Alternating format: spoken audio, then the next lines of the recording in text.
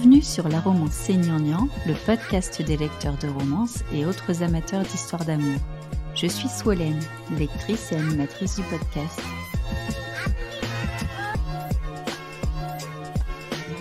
On en convient, l'humour est une arme à double tranchant et pour cause, tout le monde n'apprécie pas tout type d'humour. Et un lecteur peut se désintéresser complètement d'une œuvre s'il n'apprécie pas le ton de l'auteur. Dans cet épisode, j'ai voulu creuser à nouveau ce sujet de l'humour dans les romans, avec les premiers concernés, les auteurs. Calliope Verdet et Brett Nefaeus sont mes invités. Ils nous donneront leur vision et leur expérience des récits mêlant humour et scénarios très sérieux.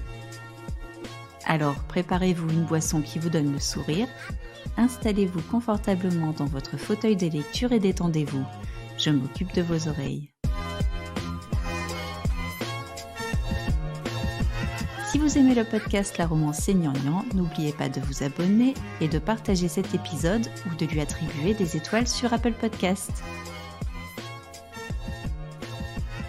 Bonjour Calliope Verdet et Brett Nefaeus, merci d'avoir répondu présent pour parler de ce sujet très sérieux qui est l'humour dans les romans. Bonjour. J'ai parlé de vous deux dans l'épisode numéro 7 du podcast, mais pour les auditeurs qui ne vous connaissent pas encore, je vais vous laisser vous présenter. On peut peut-être commencer par Calliope, par galanterie. D'ailleurs, Brett, tu es le premier homme à participer au podcast. Je trouve ça important de le préciser. Moi aussi. Je suis très fier d'ailleurs. Eh bien, moi, c'est Calliope Verdet. Et donc, ça fait quelques années que j'écris et que je publie des romans, surtout en fantasy, en auto-édition. Et donc, j'ai publié quelques sagas. J'ai commencé par La magie de Cassandre, qui mêle un peu humour et magie. Et puis ensuite, j'ai enchaîné sur la série Tara, qui elle aussi apporte un peu d'humour avec quelques personnages. Et entre-temps, j'ai publié une dystopie et Mamie bute des vampires, donc qui est celui dont on va parler aujourd'hui. Et pourquoi tu as commencé en auto-édition ? J'écris assez vite, je pense, et j'avais pas forcément envie d'attendre des mois et des mois avant d'avoir une réponse d'un éditeur. J'avais pas forcément envie non plus de faire de ce processus la partie la plus importante en fait de l'écriture. J'avais envie que ce soit fluide et que je puisse me concentrer vraiment que sur l'écriture de plusieurs romans et pas sur l'envoi répétitif à des maisons d'édition avec toutes les démarches en fait que ça implique. Donc à l'époque en fait c'était un peu ça. Ma démarche a un peu changé aujourd'hui, mais à la base j'avais envie d'avoir cette liberté en fait pour publier. Et du coup, même question pour Brett, quel est ton parcours ? Alors, moi c'est Brett Nefaeus, jeune auteur d'une cinquantaine d'années. Mon parcours, avant j'étais dans la presse de jeux vidéo. J'ai travaillé pour le magazine Player One, un magazine que les anciens reconnaîtront, à Canal+, aussi, sur l'émission Cyber Flash. Et puis ensuite j'ai lancé une chaîne YouTube d'astuces de jeux, et puis tout ça n'a pas fonctionné comme je voulais. Et puis j'ai eu une grosse remise en question, et je me suis dit: «Qu'est-ce que tu veux faire vraiment dans ta vie?» Et j'ai toujours voulu en fait, être auteur, et même à Canal+, en fait, je faisais pas des tests de jeux, je faisais des sketchs. Je voulais toujours être dans l'humour ou dans l'écriture, et du coup je me suis dit: «Je vais prendre un travail de moldu», comme on dit, sur Instagram, et puis me consacrer à l'écriture.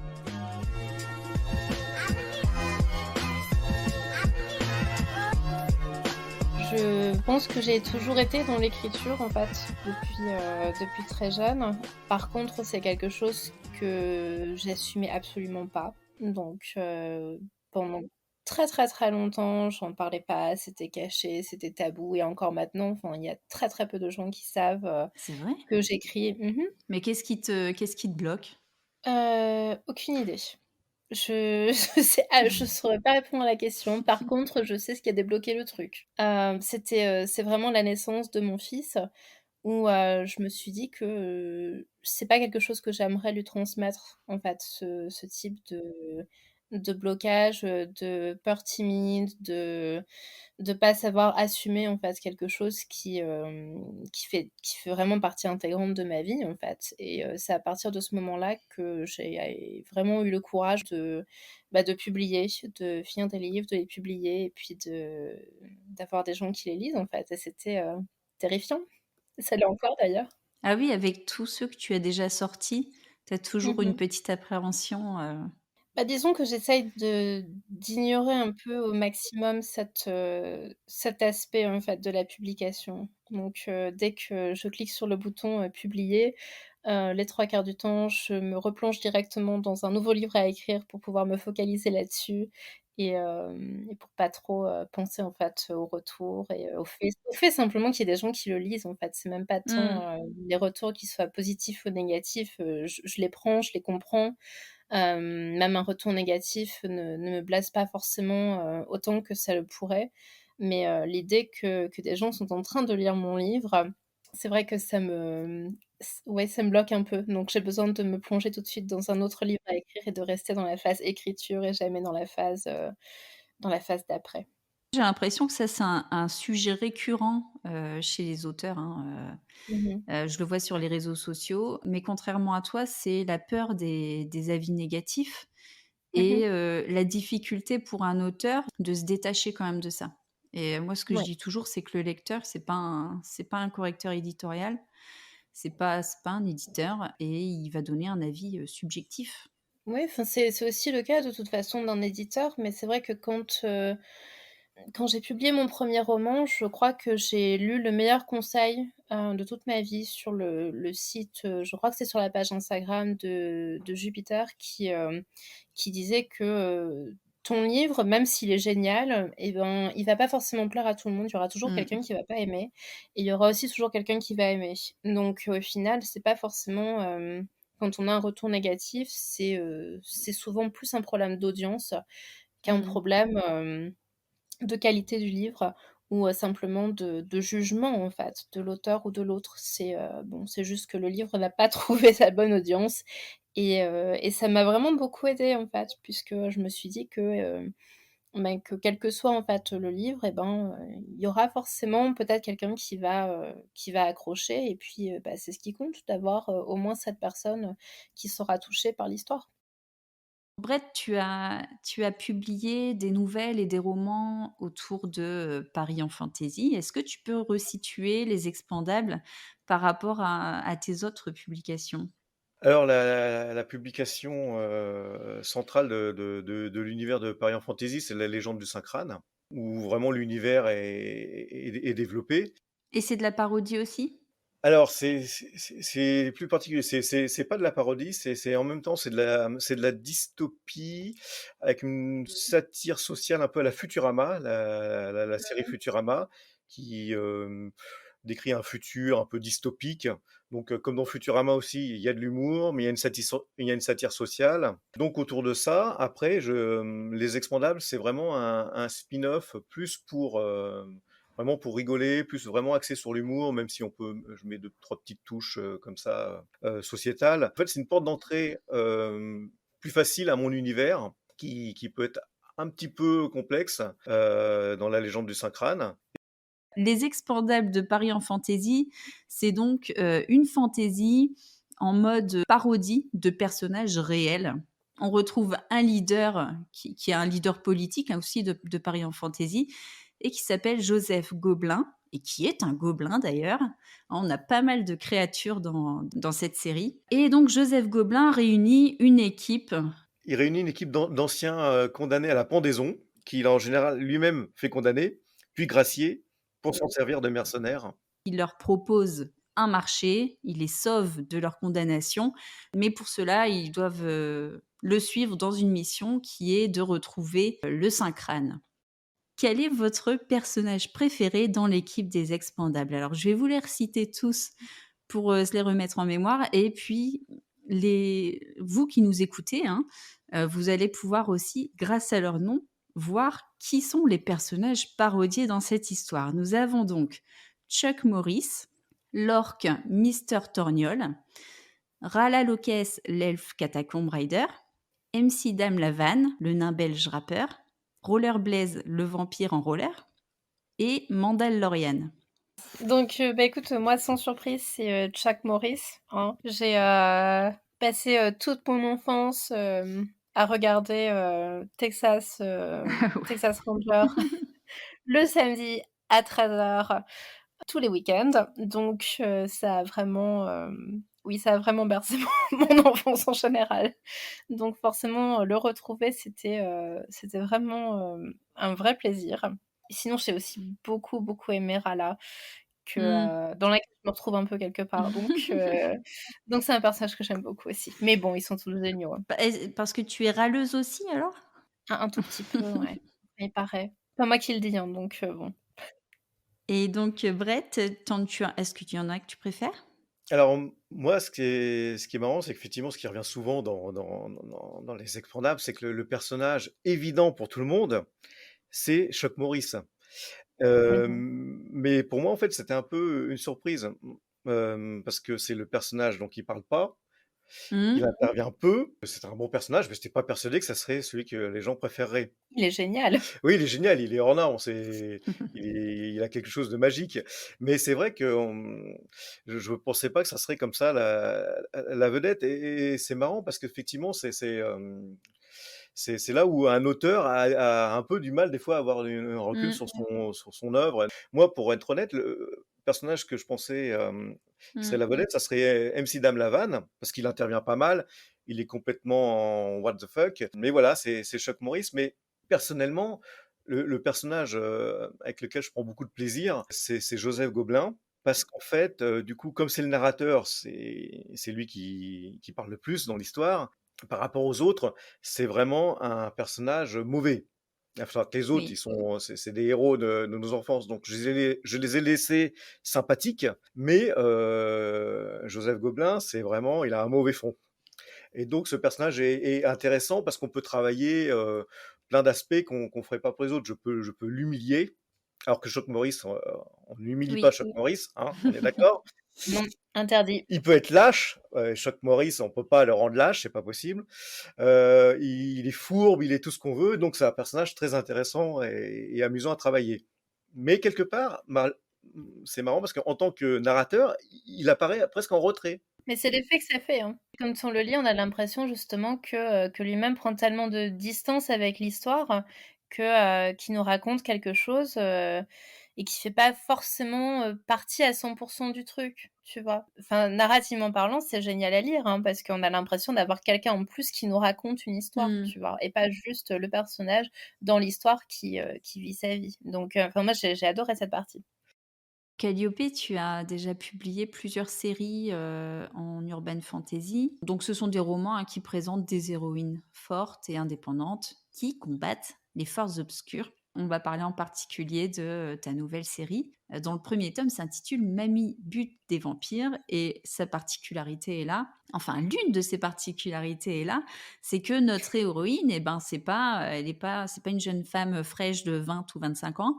Non, elle a 60 ans. On a une mamie de 60 ans qui est une toute jeune retraitée, qui au final, se retrouve avec, des pouvoirs de tueuse de vampires, un peu façon Buffy et qui, rentre dans le monde, paranormal, surnaturel, un peu comme un cheveu sur la soupe et qui donc, doit s'adapter un petit peu à tout ça. Quelle a été ton inspiration pour ce personnage?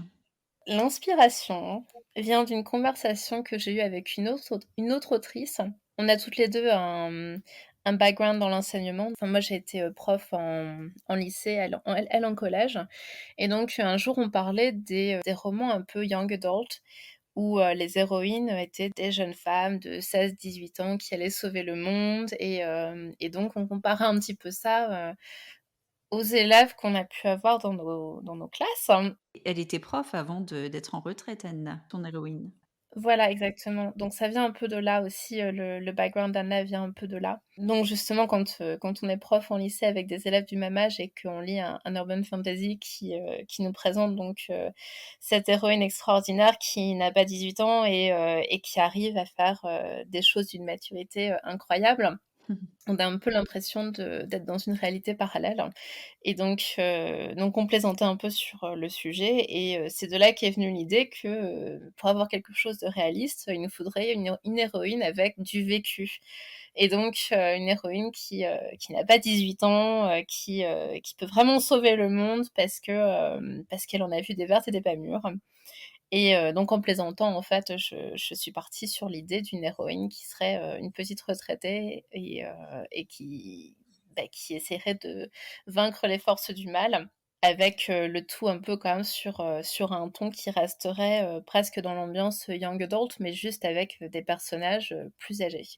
Et donc même question pour vous 2, hein, puisque Brett, tu as lu aussi, alors pas Mamie, Butte des vampires, mais une nouvelle qui est, liée à deux séries et où on retrouve Anna. Donc tu connais aussi la plupart des personnages de Mamie Butte des vampires. Donc on retrouve Anna, l'héroïne, Gwen, la Mmh. tatoueuse, Merle, Kevin. On retrouve aussi une chauve-souris qui s'appelle Cléo. Quel est votre personnage préféré? Bah, moi, dans Comment réussir son réveillon avec un bazooka, mon personnage préféré, bon, voilà, je pense que c'est une évidence aussi, mais peut-être pas pour Calliope, c'est la tante Siboine. Chivonne, ouais, voilà. Donc la tante Chivonne qui donc est la cousine d'Anna, une cousine, un peu plus âgée et bien plus délurée, je dirais. Qui a tendance un petit peu à tirer sur la bouteille. Oui, mais elle aime bien le moonshine, tante Chivonne. Un alcool que j'ai découvert donc dans ce roman. Oui, qui est, très local donc de là où je vis en ce moment. D'accord. Donc c'est un alcool de maïs du Tennessee qui est très, très, très, très fort, Mmh. et qui a la particularité, d'être, l'un des privilégiés des bouilleurs de cru, clandestins qui donc, font leur alcool, en plein milieu de la forêt où ça ressemble un peu à la jungle, où ils se servent de morceaux de bambou pour faire des tuyaux, pour réussir à faire, les bonnes réactions et donc à faire tout ça, dans le dos, des forces de l'ordre. Donc c'est, toute une histoire le moonshine ici. Voilà. La tante Siboine, elle est, donc elle est marrante, elle est complètement, à l'ouest, donc ça fait un personnage sympathique et puis après alors sans spoiler, c'est un personnage émouvant aussi. Et c'est vrai que, quand j'ai écrit ce livre, je ne m'attendais pas en fait à être aussi émue par son personnage à la fin que ce qui est arrivé. Donc elle m'a moi-même surprise en fait à l'écriture. Ah bah ça c'est le meilleur, c'est qu'on est sur la bonne piste. Voilà. Et toi, Calliope, alors? Mon personnage préféré dans Mamie, question très, très compliquée. J'aime beaucoup Gwen. En fait, je crois que j'aime beaucoup Gwen parce qu'elle est autant dans la retenue quelque Mmh. part que Mamie est dans le côté, expansif et donc j'aime bien en fait ce contrepoids dans le livre. Bon sinon effectivement, Mamie me fait beaucoup rire, même quand je faisais la relecture et la correction, c'est un personnage qui m'a beaucoup fait rire et j'aime beaucoup Kevin aussi. Je Ouais. trouve que Kevin a un potentiel Oui. insoupçonné que lui-même d'ailleurs ne soupçonne pas, C'est je surtout pense. ça qui est marrant. Voilà. Ah oui, Kevin, il est bon, c'est, un peu l'équivalent, de MC Dame Lavanne un peu dans Les Expandables. Voilà, c'est ça. Et alors, lui, par contre, tu vois, il est vraiment inspiré directement de ces élèves dont je Oui. parlais, en fait, au début, qui étaient, l'opposé des héros qu'on lisait dans les livres, Mmh. tu vois? Donc lui, c'est vraiment ça, en fait. Lui, c'est la touche de réalité, tu vois, presque. Et moi, finalement, à ma grande surprise, parce que quand on le découvre, hein, dans le roman, on se dit: «Bon, Kevin, ouais, c'est Kevin, quoi». Mais pour autant, à Mmh. la fin du roman, je me suis dit: «En fait, Kevin, c'est mon préféré». Je l'ai trouvé vachement émouvant, son évolution Ouais. dans le roman et j'ai bien aimé justement parce qu'il arrive comme ça où on se dit: «Voilà, ça va être un personnage, qui va pas trop revenir» et en fait si, il s'installe vraiment progressivement dans l'histoire et Mmh. j'ai bien aimé ça. Oui, oui, il s'incruste, hein, Kevin.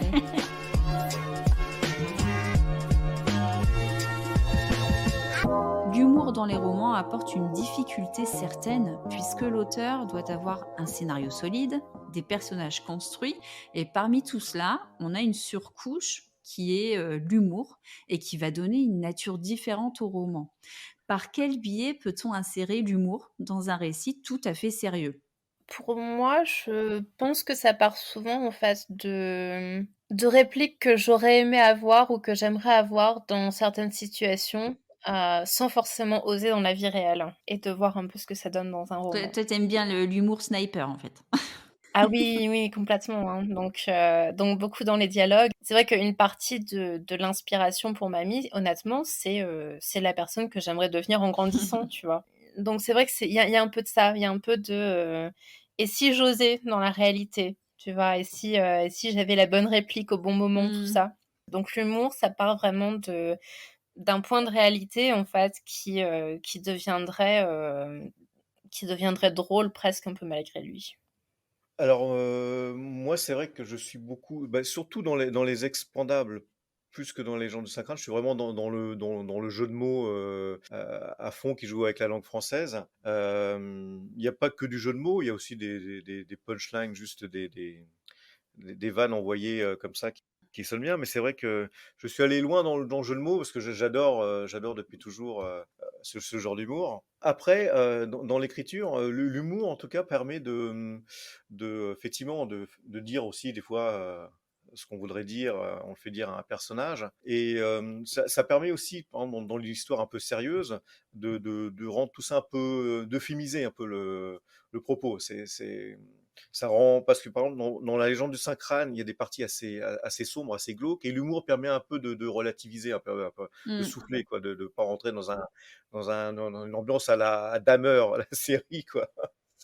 Donc voilà, ça permet d'adoucir, de faire retomber la tension. En même temps, c'est à pratiquer avec, parcimonie parce que des fois, bon, ce qu'on reproche à certaines séries de super-héros, c'est de tellement refaire tomber la tension avec l'humour que ça détruit tout. Donc il y a un équilibre à trouver et l'humour notamment que j'utilise pour un personnage mauvais comme Joseph Gobelin, bah, c'est de montrer toute l'absurdité des fois de ses raisonnements, de ses propos, de ses contradictions, montrer sa lâcheté. Ça permet en même temps de faire passer, un peu, en seconde lecture, un peu ces petits messages. Parce qu'au 1er degré, le personnage serait tellement, ignoble que, moi ça me donnerait, un peu bizarre, quoi. Ça permet d'adoucir tout ça, de faire mieux passer, quoi. Donc effectivement, ce qu'on voit, c'est que dans l'humour dans un roman, c'est pas forcément une fin en soi. On ne pratique pas toujours l'humour juste pour faire rire le lecteur, mais ça peut servir à un autre objectif comme, donner de la profondeur à un personnage, voilà, avoir justement cet équilibre entre le personnage qui fait toujours le pitre parce que ça cache quelque chose de plus profond ou, comme tu le dis, ben, briser la tension dans un récit. Ouais, je suis assez d'accord avec ça. Enfin, dans mon cas, c'est aussi, quelque chose que j'utilise parfois pour faire passer des messages.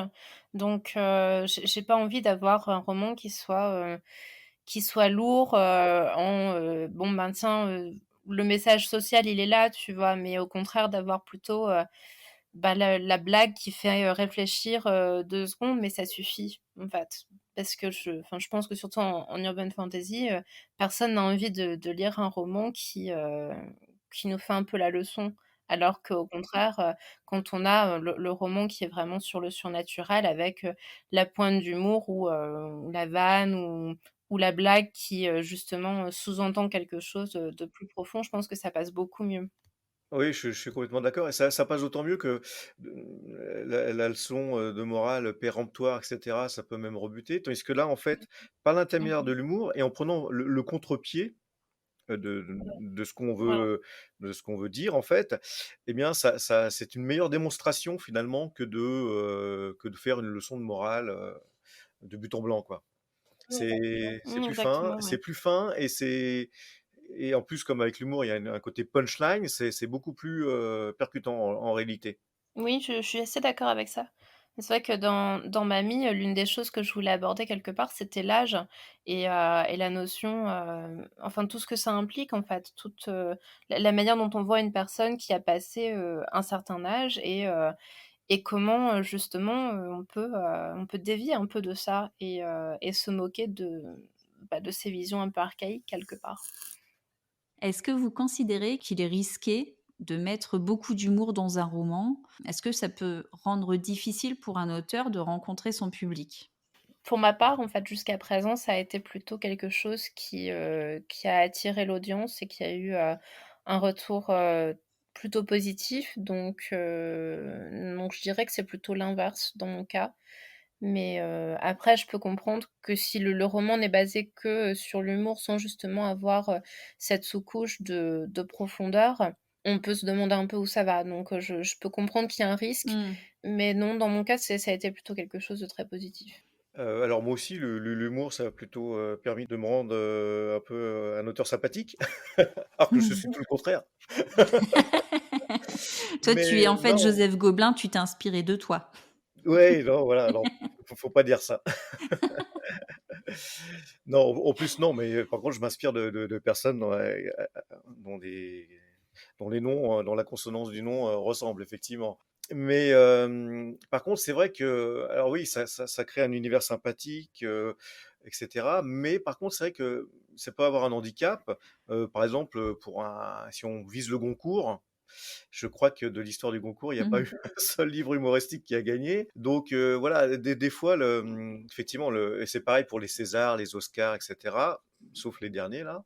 L'humour a toujours ce côté, effectivement, pas sérieux, effectivement, même s'il y Mmh. a un peu un fond sérieux, ce côté des fois pas aussi, ça peut manquer de classe et donc pour une référence, voilà, pour rentrer à l'Académie française et cetera, c'est peut-être pas le meilleur biais, quoi. Je trouve ça dommage quand même qu'il y ait, un tel élitisme en fait sur les livres qui sont écrits et sur ce qui est considéré comme, de la bonne littérature ou non et que justement l'humour en soit plus ou moins exclu parce que, je comprends pas très bien en fait, pourquoi faire de l'humour justement ça diminue la qualité d'un livre? Mais ce qui est très contradictoire, dans un pays comme la France, c'est que, en Angleterre, c'est la langue de Shakespeare et là, on peut comprendre que la Mmh. littérature, on dit: «La littérature, ça doit être sérieux» et nous, on est censé être la langue de Molière. Tu un humoriste, en fait Mmh, bien et sûr. avec un propos social, avec, une profondeur et cetera et en France, on devrait justement mettre l'humour, puisque notre référence, c'est Molière, l'humour à l'honneur. Ouais, je suis assez d'accord. J'ai une question qui pourrait intéresser les auteurs qui nous écoutent. Comment louper son roman humoristique ou son personnage déjanté? Mais dans mon cas, je dirais qu'il faut d'abord, en fait, construire un personnage solide et se servir de cette base pour lui attacher des, traits humoristiques, plutôt que l'inverse. Puisque, si on part simplement du principe que ça va être un personnage, comique et qu'il est basé uniquement sur l'humour, soit on tourne en rond, soit on a quelque chose d'assez creux. Donc je pense qu'il faut surtout pas que l'humour devienne un substitut à la profondeur du livre. Donc on doit quand même passer par les mêmes étapes de création d'un monde ou d'une histoire ou d'un personnage avant d'en arriver à l'humour. Calliope a complètement raison. Moi, c'est ce que j'avais noté aussi, c'est, effectivement, moi j'avais noté l'incohérence avec le caractère du personnage. Parce qu'effectivement, d'ailleurs moi dans Les Expendables, le 1er et le deuxième d'ailleurs, ça commence par des fiches de personnages en réalité. Joseph présente les personnages Mmh. comme des fiches de personnages. Il explique leur caractère, leur pouvoir éventuel et cetera et donc ça permet que chacun ait, son caractère et quelque part, chacun ait sa forme humoristique. Et c'est pas parce que c'est de l'humour qu'on peut le mettre dans la bouche de tout le monde. Par exemple, dans Les Expendables, c'est clair que, le personnage, un peu, qui intervient comme un deus ex machina, ça ne peut être que Chuck Norris. Le personnage un petit peu vulgaire, un bourrin rentre dedans, c'est l'orque. Ça va pas être le gobelin ou l'elfe et Mmh. donc on peut, des fois, ça peut être marrant, de prendre les choses à contre-emploi, mais il faut que ça soit réfléchi. J'avais vu alors je vais pas dire la série parce qu'en plus elle a des bons côtés, mais à un moment il y avait une série télé française qui était, c'est pas Kaamelott, attention les fans, c'est pas Kaamelott, mais avec des personnages qui étaient très bien faits, à chacun justement leur caractère, leur humour, vraiment et au fur et à mesure des saisons, ils avaient tous le même humour, les mêmes punchlines, le même phrasé, et en plus quel que soit le niveau social, la hiérarchie, dans les équipes et cetera, tout le monde avait les mêmes blagues, elles étaient interchangeables et j'avais trouvé ça vraiment, ouais, c'est vraiment, quelque part, mal écrit là pour le coup et le second point, effectivement, un peu qui revient un peu souvent, c'est la vulgarité. voilà, la vulgarité, toujours un ressort comique, hein, tout ce qui est blague Mmh. sexuelle, blague un peu scatologique, mais il faut utiliser ça avec parcimonie parce que on tombe vite voilà, dans le graveleux. Pour rebondir sur ce que tu disais, je pense qu'il faut faire attention justement de dissocier l'humour de l'auteur et l'humour des personnages Mmh.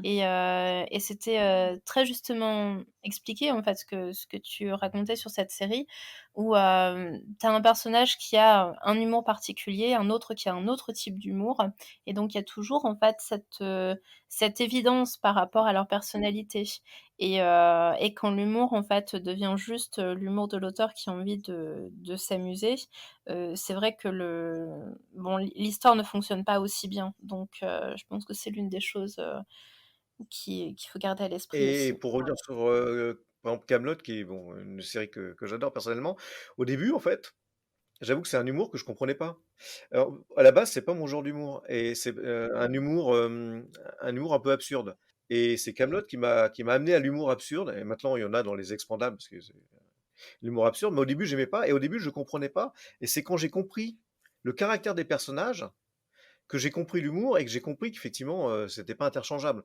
Entre Merlin, qui est un peu un petit personnage Mmh. incompétent et lâche, et le beau-père qui est un gros bourrin, on peut pas interchanger les blagues. Et donc, voilà, Exactement, ouais. ça c'est très bien écrit et donc, voilà, il faut pas faire l'erreur il faut vraiment effectivement construire ses personnages et Alexandre Astier explique lui, il a écrit déjà les personnages en fonction des acteurs. Les acteurs ont un caractère et après, l'humour vient en fonction des acteurs et des personnages et c'est pas des blagues qui balancent comme ça dans un sketch, quoi.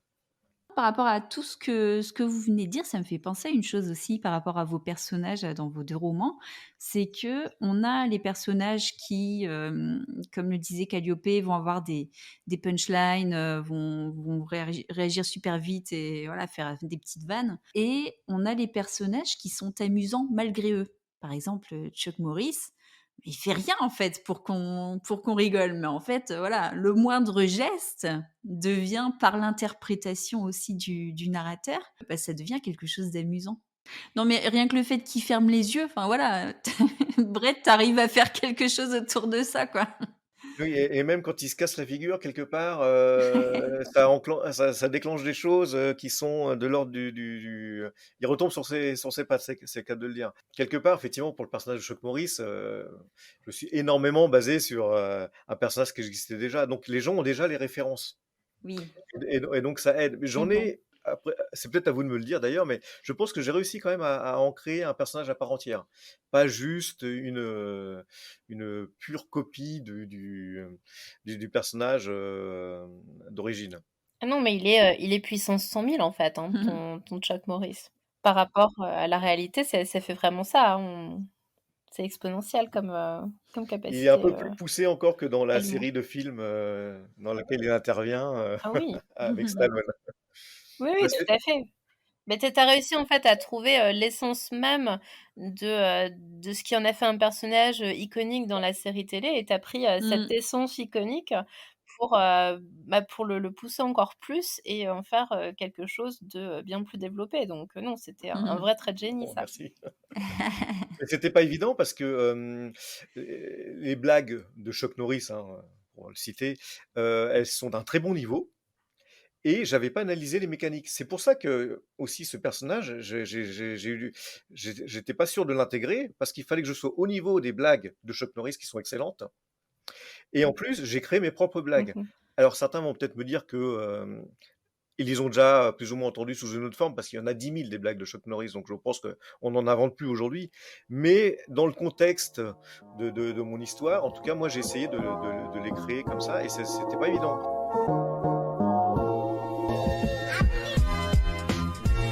Quand l'humour fait un flop, j'imagine que le baptême du feu pour l'auteur qui vient de terminer un roman dans lequel il utilise de l'humour, ça se passe dès la lecture par un correcteur ou un bêta-lecteur. Et je suis sûre que vous avez des anecdotes sous le coude. Un lecteur qui serait resté hermétique à un trait d'humour, par exemple, ou un lecteur qui ne connaît pas Chuck Norris et qui est complètement passé à côté des Expandables. J'ai pas eu, pour ma part, de lecteur, hermétique à mon sens de l'humour. Dans le spin-off, par contre, avec, donc comment réussir son réveillon avec un bazooka, c'est vrai que j'ai intégré énormément de références qui, ne sont pas forcément connues de tous et donc je pense que j'ai eu des moments d'humour qui ont été, compris comme moments d'humour, mais où la référence est passée, complètement à la trappe. Mais oui, c'est pour moi, c'est à peu près tout, hein. D'ailleurs, moi, pour certaines références comme ça, plutôt dans le prochain expandable, je vais mettre des petites notes de bas de page parce que moi, j'aurai des références assez précises et qui sont en plus des références réelles. Parce que il y a des choses, on va croire que c'est moi qui invente des choses, mais des fois, la réalité dépasse la fiction. Donc, je mets des petites notes de bas de page pour que les gens aient la référence quand ils l'ont pas. Sinon, comme anecdote, moi, j'avais, à propos de la vulgarité, dans les Espandas, à un moment, il y a une petite blague justement un petit peu vulgaire et ma correctrice, Dani, on a la même correctrice avec Calliope, elle m'a dit, alors je sais plus exactement, elle m'a mis en note, ami de la poésie, bonjour. Voilà, Ça voilà. lui Et là, ressemble je me suis beaucoup. dit, ouais, c'est vrai que celle-là, elle était peut-être plus vulgaire que drôle, tu vois, justement, comme on disait. Mais je l'aimais bien, mais bon, ouais, voilà. Et du coup, tu l'as retiré ou? Non, je l'ai laissé parce que ça avait un sens dans l'histoire aussi, Oui. voilà. Il y avait tout un passage qui était lié, à ça, donc je l'ai laissé, mais c'est vrai, voilà, que voilà, c'était pour rebondir en plus, sur la vulgarité, voilà, c'est toujours, au contraire à manier avec, parcimonie. Surtout qu'à une époque, par exemple, Coluche qui a introduit ça en France, l'humour, comme il disait: «Grossier mais pas vulgaire» et donc du coup, à l'époque, ça avait une, j'adore Coluche, hein, attention, hein, pareil, hein. Mais c'est une de mes inspirations d'ailleurs. Mais c'est vrai qu'à l'époque, ça avait quelque chose de très, novateur. Donc c'était drôle parce que c'était surprenant. Aujourd'hui, voilà, en 2023, les choses un peu vulgaires, ça dépasse le côté, il y avait un côté provocateur vraiment à l'époque. Aujourd'hui, être vulgaire, c'est même plus de la provocation. Donc ça a beaucoup perdu en réalité. Dans l'épisode numéro 7 du podcast où je parle justement de vos romans, je mentionne les éléments de culture populaire que vous utilisez dans vos romans et j'émettais l'hypothèse que le choix de ces références de culture populaire devait être assez personnel à l'auteur. Qu'en est-il pour vous? Brett, est-ce que Chuck Norris est réellement ta muse? Et Calliope, est-ce que tu es nostalgique de Buffy contre les vampires? Ah mais complètement et d'ailleurs, maintenant que j'y repense, il me semble que j'ai aussi la référence à Chuck Norris Oui, il me dans semble Mamie Bite des aussi. vampires. Alors Je dans crois Le que Réveillon avec les bazookas, oui. dans Le Réveillon, c'est une référence à Ton livre à toi, mais il me semble que dans le précédent, donc j'avais déjà fait une référence, à Chuck Norris avec une histoire de corbeau dans un cimetière. Je me rappelle plus exactement ce que j'avais écrit, mais il me semble que la référence était déjà là, donc oui, pour revenir à ta question, bah, nostalgique de Buffy, carrément et aussi un peu de Chuck Norris au final. Bah, moi, bon, c'est pareil effectivement moi j'adore le cinéma d'action, des années, 80-90. Alors évidemment, Chuck Norris, Arnold Schwarzenegger, Stallone et compagnie et Indiana Jones aussi un peu dans un autre registre. Donc c'est mes références de cinématographiques et de culture populaire. Comme il y a eu une série de films qui les a repris en plus, pour leur rendre hommage, moi ça me semblait tout naturel de faire la même chose. Après effectivement, je vois qu'il faut rester effectivement toujours quand même dans des personnages très connus. Par exemple, j'ai introduit un personnage là dans Les Expandables qui parle pas à grand monde, sauf vraiment aux fans du cinéma d'action des années 90, c'est Roller Blaze. Je sais pas si vous-même vous savez à qui il fait référence, c'est Ouais, le c'était Blade Runner, non? c'est non, c'est pas bah, tu vois, oui, c'est pas Blade Runner, en fait, c'est Blade, le vampire, interprété par, Oui, si, avec ses 2 sabres dans le dos là, Blade. oui, C'est pas Blade Runner? Ah ouais, bah, c'est peut-être moi non, qui c'est mais il est pas très connu, Wesley mais Snipes. Wesley Snipes, damn Ah it. oui, si, moi je voyais Blade, hein, tu vois? Ouais. Alors, un film va Mmh. ressortir d'ailleurs sur le personnage de Blade, mais en ce moment, il est un petit peu passé. À l'époque, il avait, auprès des connaisseurs, on va dire, cartonné. Mais c'est vrai que du coup, ce personnage, il y a beaucoup de gens qui se disent, mais qui c'est celui-là? Avec ses rollers, ce vampire, ça parle pas à beaucoup de gens. Et donc, moi, je l'aimais bien. Il fallait que je mette un vampire, et c'est un de mes vampires préférés, donc je l'ai mis. Mais c'est vrai que il faut faire attention à prendre des personnages et des références qui soient assez grand public et assez connues, quoi.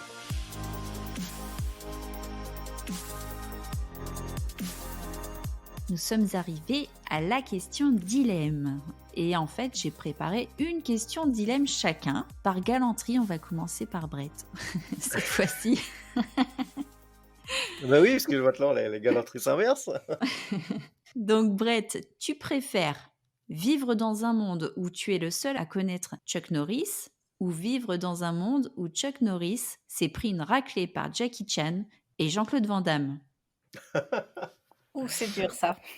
Ah oui, attends, Jackie Chan et Jean-Claude Van Damme, bon, c'est des références quand même, mais bon, et donc l'autre, je suis le seul à connaître, Chuck Norris, quoi. Ouais. Ah ouais, c'est un dilemme ça. Est-ce que la Terre peut continuer à tourner si, Chuck Norris, n'était pas là? Je pense que, ouais, déjà le cœur de la Terre aurait fondu, quoi. Donc je pense que, je préférerais qu'il se prenne une claque par ses copains, pour leur faire plaisir. C'est vrai que ça correspondrait bien à Chuck Norris, là, pour le Voilà, il coup. a il a un bon fond, il dit: «Bon allez, je laisse gagner parce que voilà». Et donc maintenant, Calliope, tu préfères qu'une bande de mamies armées de bâtons de marche vienne tambouriner à ta porte à la recherche de Gwen la tatoueuse ou qu'un sorcier transforme ton chien en chauve-souris? Ah non, là, c'est cruel. Ah ouais, non, là, je sache. Une armée de mamies, tu me diras ici, franchement, ça serait pas mal, hein. Mais j'adore les chauves-souris. Mais j'adore aussi ma chienne et je suis pas Ouais. certaine qu'elle ferait une très, très bonne chauve-souris. Elle est quand même très, chien canapé, tu vois? Donc chauve-souris canapé, je suis pas sûre qu'elle, trouverait assez à manger au final. Donc je vais prendre l'armée de mamie avec leur bâton. J'ai plein de D'accord. projets pour elle ici. Eh bien, pour clôturer, je vous propose de nous parler de vos actus. Est-ce qu'on peut vous rencontrer sur des salons ou est-ce que vous avez des publications à venir là sur l'année 2023? Bah, alors moi en actualité, puisque j'ai commencé à parler par galanterie, je réédite donc La Légende du Saint Crâne, qui est mon premier roman. Donc en auto-édition, dans une version donc ça c'est à la rentrée, alors ça devait être en début d'année, mais il se trouve que j'ai pris du recul sur le roman, j'ai écouté les retours des critiques, objectives et constructives. J'ai un peu, remanié, j'ai allégé, le début avec moins d'explications, j'ai remis des scènes d'action, j'ai écouté le principe du show don't tell. Mmh. Donc voilà, j'ai un peu remis des petites blagues auxquelles j'avais pensé et cetera, donc je l'ai réécrit et donc il va rentrer en correction par Dany. Malheureusement, elle est très overbookée et du coup, il se trouve qu'il sera réédité qu'à la rentrée. Bon, entre-temps, du coup, ça va me permettre de me concentrer sur, l'écriture, enfin, je suis à fond d'ailleurs sur l'écriture des Expendables 2. Du coup, je vais peut-être pour, le sortir cet été. Alors, il y aura aussi, La Fantaisie en folie, numéro 2, où il y aura une nouvelle dans l'univers de Paris en Fantasy, avec un des personnages notamment des Expendables numéro 1, qui doit paraître dans le courant de l'année aussi. Je vais certainement faire des séances de dédicaces, notamment par rapport aux Expendables 2, et notamment parce qu'il y aura des personnages qui parleront à certaines personnes, et donc je vais faire des dédicaces dans des lieux correspondants. Mmh. Mais voilà, tout ça est encore secret.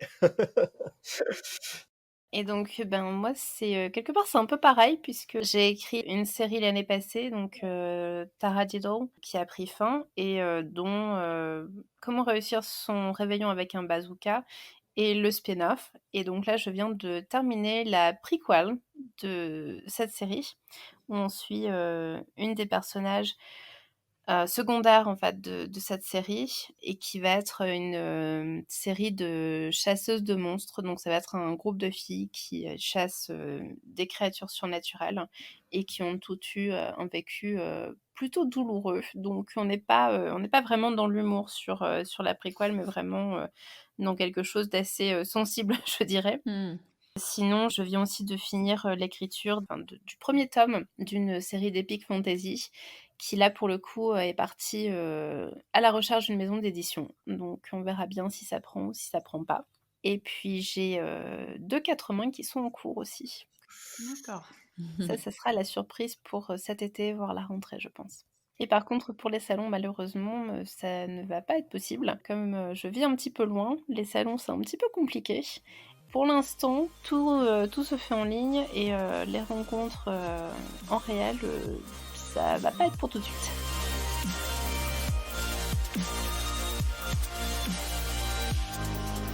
Merci Brett Neffaeus et Calliope Verdé d'être venus partager votre expérience d'auteur sur le podcast. J'ai trouvé ça vraiment intéressant. Merci à toi pour l'invitation et c'est vrai que c'est un vrai plaisir de partager avec vous deux par le biais de ce podcast. Oui, merci. Et puis effectivement, je vois que de chacun de notre côté, on avait préparé des réponses qui se ressemblaient. Donc, comme quoi, il y a vraiment une expérience quelque part commune, malgré les kilomètres qui nous séparent et puis les genres un peu différents. Et donc, à une prochaine fois, avec grand plaisir. Merci d'avoir suivi cet épisode du podcast La Romance c'est gnangnan. J'espère qu'il aura nourri votre curiosité sur les coulisses de l'écriture de romans humoristiques. Je vous retrouve bientôt pour un nouvel épisode.